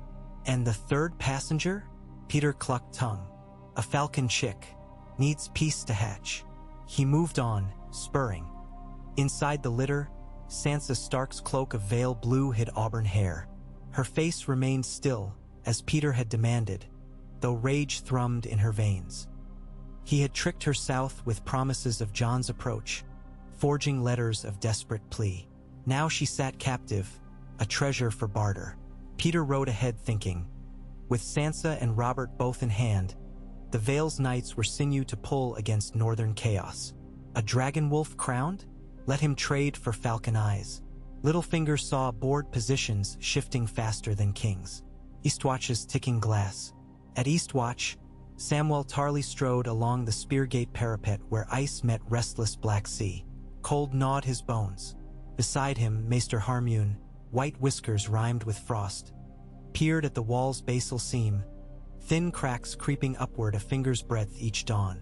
It spreads, Harmune said. Heat flees the stone as if sucked out. I fear sorcery older than any oath. Sam's breath fogged. Jon wrote of the Night King stirring. Could this be his doing? Harmune touched the wall, drew back stinging fingers. Stone feels brittle, as if it were sugar. Below, a deep boom reverberated, ice shifting. The maester's gaze flitted to the horizon where the sea turned steely green. Pray your prince returns in time. Sam pressed raven parchment to chest. Winterfell by first thaw. Light the beacons at first sign of breach. Jon's scrawl. Sam shuddered, and for the first time wished he'd stayed in Old Town's lamplit stacks. Widow's Watch, wolves and bees. Widow's Watch jutted atop a wave-eaten bluff like a broken spine. Lanterns shimmered yellow in arrow slits, but no horn greeted Jon and Dennis as they pounded across the causeway. Gates stood open again too easily. Wind moaned through portcullis chains. Courtyard empty. Inside the feasting hall, they found Lady Meege Mormont seated alone at the high table, breastplate over sealskin, great axe across knees. She nodded grave welcome. Left the fires burning for you, Snow. Spies brought word of your march. Around her, benches lay toppled, dishes scattered, as though men had gone in haste. Where are your daughters? Jon asked after quick bows. Hunting kraken men along the stony shore. Meege's mouth tightened. Bolton pays saltmen a silver stag for every bear cut in half. Dennis winced. Ramsay's reach is long. Meege slammed fist on the board. But bears bite. Asha Greyjoy sails under her own banners. She bars Bolton from sea. At your word, she'll carry proof of Karstark betrayal into every shore village. The Islander woman's dark eyes gleamed. Give the word. Jon unfolded Stannis's writ. Proof enough. Tell Asha the North needs her ships on White Harbor before equinox. Grain convoys, ferries for troops. He tapped the table. And box their ears with Bolton skulls if she likes. Meege grinned wolfishly. I'll fly before dawn. She offered 40 spears to Jon's retinue, woodland hunters in cloaks mottled like dappled shade. With them came ravens trained to Gore Isle's lonely Ares, swift, silent, unswervable in storm. Jon penned 2 new letters, one to Asha, one to Lyanna Mormont, youngest lady of Bear Island, forging sisterhood of wolves. Night thickened beyond arrow slits, sleet rattling like thrown gravel. Dennis slept in an antechamber, but Jon paced the deserted solar. Winds battered shuttered windows. In the dark he felt the old stones hum, a low vibration, as though thunder rolled miles beneath. He pressed ear to wall. A pulse, faint but deep, like mountain-sized drums. He lifted head, heart racing. Was it only the sea? Somewhere far north, he felt. A giant's hand probed cracks in ice. Frye Folly. On the Red Fork's misty banks, the Frye siege lines buckled under spring floods. Blackfish's sally barges had burned half their rafts, and swollen waters swept stakes away. Lord Walder's 5th son, Ser Ben Frye, ranted at engineers, horseflies collaring his fattish neck. Across the water, Riverrun's towers gleamed gold in sunset. In the infirmary Sansa sorted root powders alongside Maester Vyman. Mild rose for fevers, Vyman muttered. Honey water for coughs. He paused, eyeing her. You learn quick, my lady. When you've been captive, she answered, grinding petals in mortar. You respect any skill that frees mind from fear. Later she walked ramparts, skirts whipped by river wind. Archers knocked shafts, waiting for torch glimmer across the water. Blackfish joined her. Scouts sighted Frye wagons heading east, likely to gather allies. What allies? She asked. Walder's got daughters matched into half the realm, but news of Jon spreads. Some men question their vows. Blackfish's wrinkles deepened. If Jon breaks Winterfell, Freys will melt like snow. Our duty is to hold until then. Sansa looked out over dusk. A raven wheeled overhead, ghostly against purple sky. She touched the carved wolf's head clasp at her collar. A gift from Glover Armorers. He will break it. I feel it. Tyrion's trial. In the Red Keep's throne room hung with black and gold draperies, Tyrion Lannister faced a panel. Tywin, Mace Tyrell, and the High Septon newly elected. Pious man with eyes milky as candle tallow. Cersei watched like a hawk. Behind her, Ser Gregor Clegane stood swathed head to heel in bandages, towering silent as a tomb column. The High Septon droned. Tyrion of House Lannister, you stand accused of kingslaying. How plead you? Tyrion's chains clanked. With astonishment, as none yet proved the king was slain by mortal hand. He bowed theatrically. A goblet? A jape? Perhaps the gods were drunk. Cersei hissed, but Tywin only raised palm. Enough. Produce your champion or confess. Tyrion's eyes skittered over the hall and landed on Oberyn Martell slouched astride a bench, grin feline. I choose the Red Viper. Oberyn rose with languid grace. I accept. His gaze slid to Ser Gregor. At last, justice pirouettes into my arms. Qyburn guided Gregor forward, the giant wheezing gently, though eyes remained hidden behind black silk. Date of combat fixed, 1 week. Tyrion exhaled. 1 more week to scheme, bribe, bargain. He turned to leave, but Varys's whisper reached his ear. Storms gather beneath the city. Best find a sturdy boat. Tyrion filed it away, mind already turning cogs. The things below.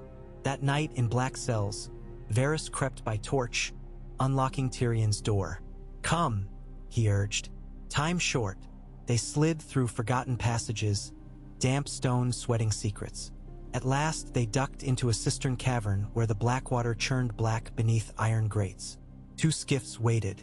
In one, Shay, her eyes swollen from tears, sat gagged, wrists bound. Tyrion staggered. Why? Varys sighed.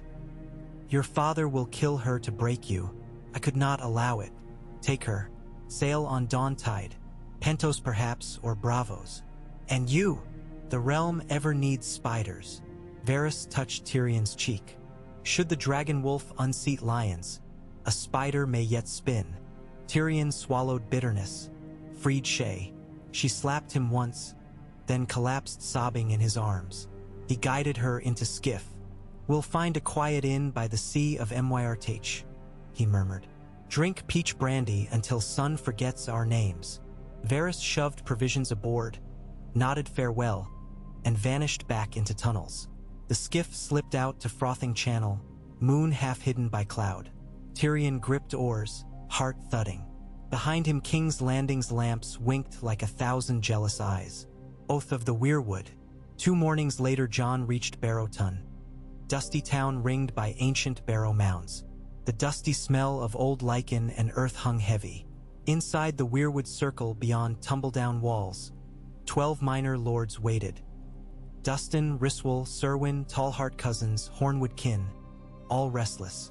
Jon dismounted, leaving Dennis and Meage's 40 behind. He walked alone into the circle. The heart tree stood leafless, white bark flayed by centuries of wind until ridges resembled St. Wretched sinew. Crimson sap welled like tears. Snow dusted its roots. Jon laid Longclaw before it. My name is Jon Snow, he began, voice carrying crisp in the cold. I am brother of the Night's Watch, sworn sword of the realm. But I bear truth once hidden. He raised Maester Aemon's letter so all saw seal. Lyanna Stark gave birth to a son, not in shame but in love. Prince Rhaegar's son. Me. Murmurs rippled. Lord Dustin's gray eyes narrowed. Pretty tale. Why bring it here? Because the Boltons and Freys murder your kin and claim your hearths. Their king sits in King's Landing burying the North in taxes. I ask you to choose. Kneel to the flayed man, or stand with wolf and stag and dragon, and free Winterfell. Silence. Then Lady Barbary Ryswell stepped forward, cloak of sable swirling. Ned Stark avenged my husband, though he was kinslayer by law. I owe the Starks no love, but I owe them honesty. Your eyes, Snow Stark eyes. Your sword, Ned's gift. I believe. She drew steel. I will ride. Lord Serwyn followed. Tallheart cousin next. One by one, lords knelt, planting sword points in frozen soil. Only Dustin hung back. At last he grimaced. Bolton flayed my brother. That debt trumps doubts. He knelt. Jon felt weight land on his shoulders, burden of expectation heavy as armor.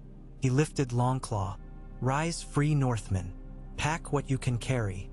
We march within the hour. Horns sounded across the Barrow Downs as banners unfurled. Grey direwolf quartered with black stag and white merman. Bleeding into one swirling standard the likes of which had not flown since old King Torrhen knelt to Aegon. Wedding of flayed snow.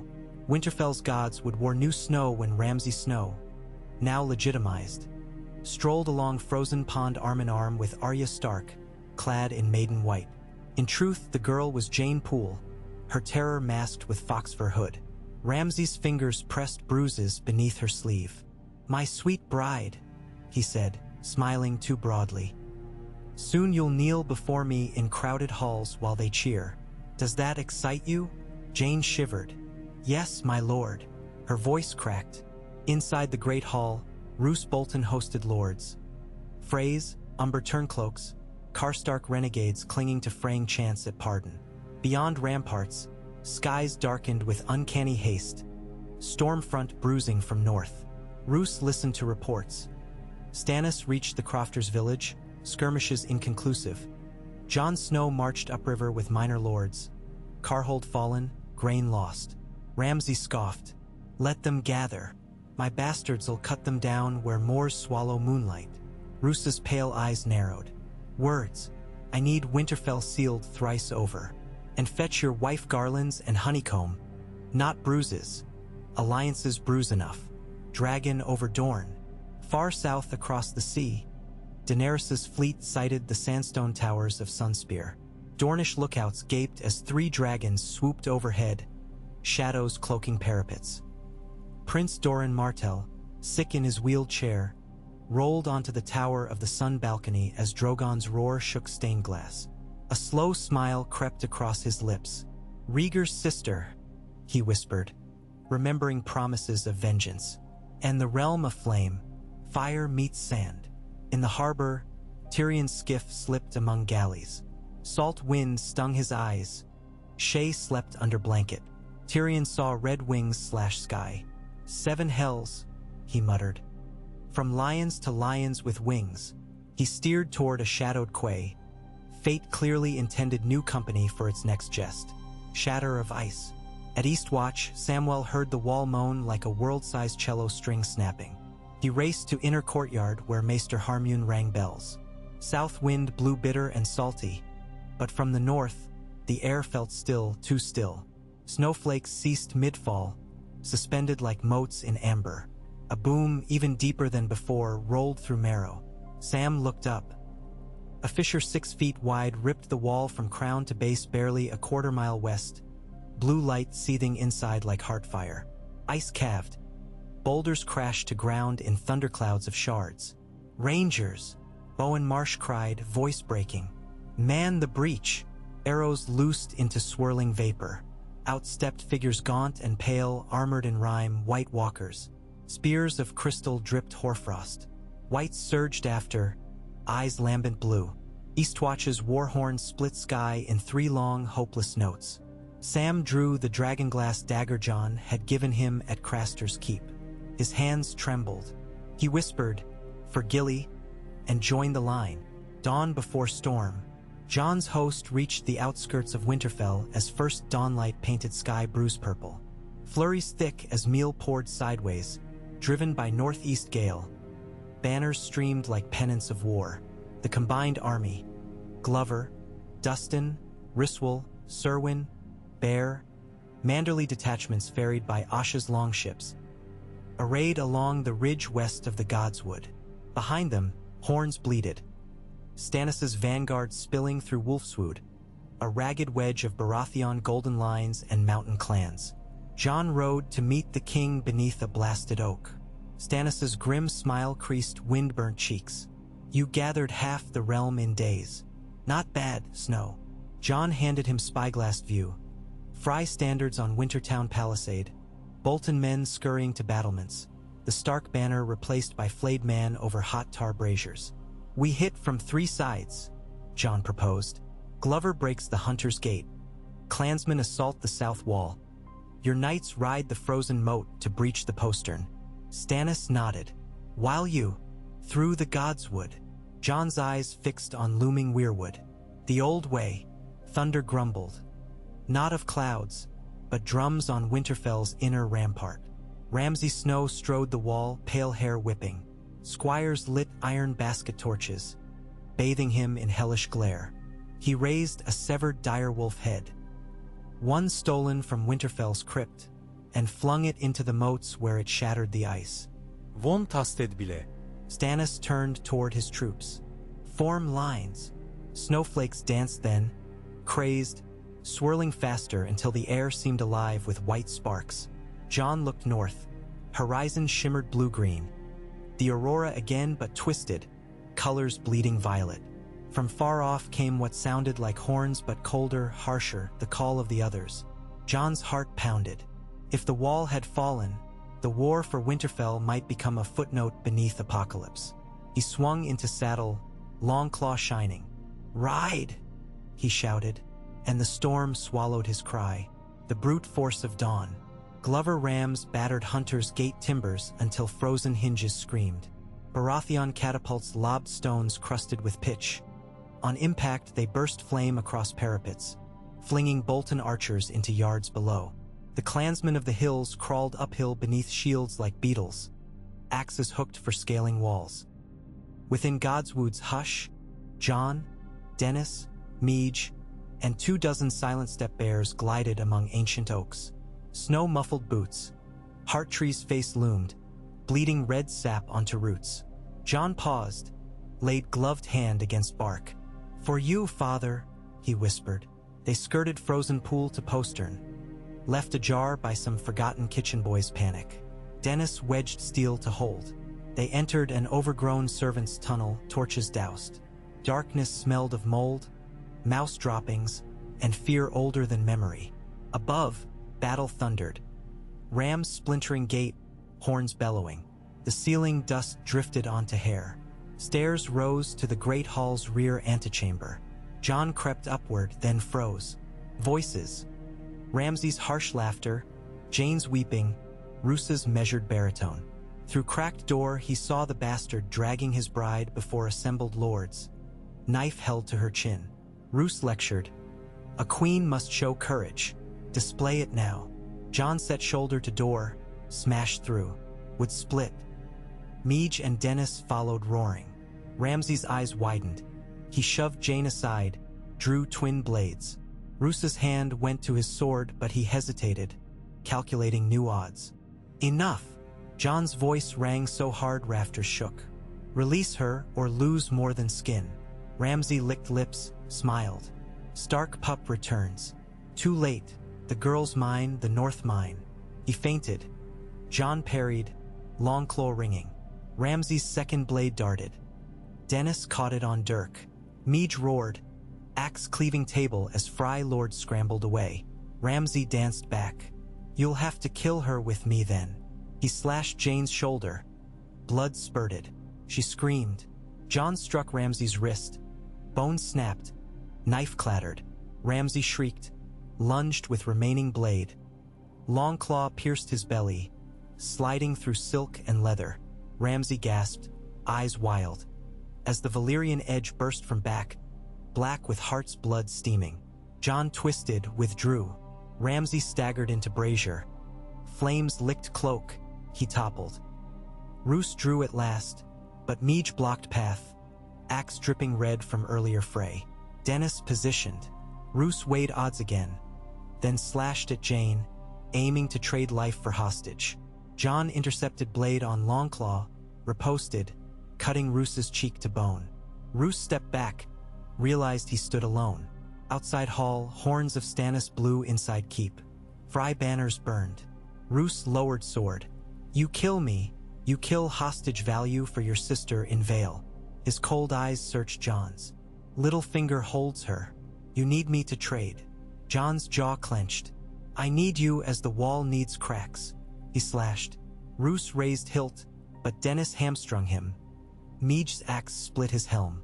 Lord of the Dreadfort fell. Silence roared. Fire popped. Jon knelt by Jane, pressing cloth to wound. "You're free." She stared, lips trembled. "I'm not Arya. I know." He gathered her. "We'll find safe place." Footsteps. Sarala burst in with Glover men. "Gate's ours," she panted. "Stannis holds yard." But white banners gather north, dead ones. Jon strode to window. Beyond outer curtain, the battlefield glimmered with torch clusters. Stannis's men cheering. But further, towards the King's Road, a wall of shadow advanced, dotted blue. The others marched, choice beneath snowfall. Night collapsed, eerie hush before collision. In the courtyard, Stannis read reports. Jon approached, breath frosting. "The dead come." Stannis scanned ridge. Blue fires bobbed like ghost lanterns. He muttered, "On the day we take Winterfell." He faced Jon. "We hold the castle or we burn inside. Your choice, Prince." Jon looked at broken gates, at daughters of Bear Island hoisting Bolton banners down, at lords cheering first victory. Then he looked north toward spectral flames. He sheathed Longclaw. The wall fell. The war is here. We stand. Trumpets blew. Stannis barked orders. Melt pitch. Raise barricades of White's corpses to burn. Stack barrels of Mance Raiders dragonglass caches Sam had delivered by Raven months before. Men scrambled, hearts thundering. Above, snow slowed, swirling lazily now, as if world paused to watch. From the corpse of Ramsay Snow crawled faint ember of life. Eyes opened, one charred. He crawled along rushes toward fallen knife. Jane saw, shrieked. Jon turned, strode over, and put boot on Ramsay's wrist. "No more screams," he said, and ended the bastard. The aurora splits. On rampart Sansa Stark appeared, hair loose, cloak streaming. She had ridden with Blackfish through gaps in Fry lines. Now she saw Winterfell retaken at last. She trembled, tears cutting warm tracks on cheeks. Jon mounted stairs 2 at a time, met her halfway. They stared, still as statues, disbelief thawing slow. Then they embraced, fierce, wordless, siblings of ice and sorrow. Below, the heart tree rustled leaves though wind had stilled. Aurora flared overhead, a great green rip, then split, white spear of light stabbing downward into far north hills. A roar like glaciers grinding filled ears. The Night King breached the forest line, riding pale horse wreathed in frost. 10,000 dead screamed silence behind. Jon pulled back from Sansa. "I have to go. I know." She pressed something into his palm. Ned's old gray cloak, mended. "For father." He donned it.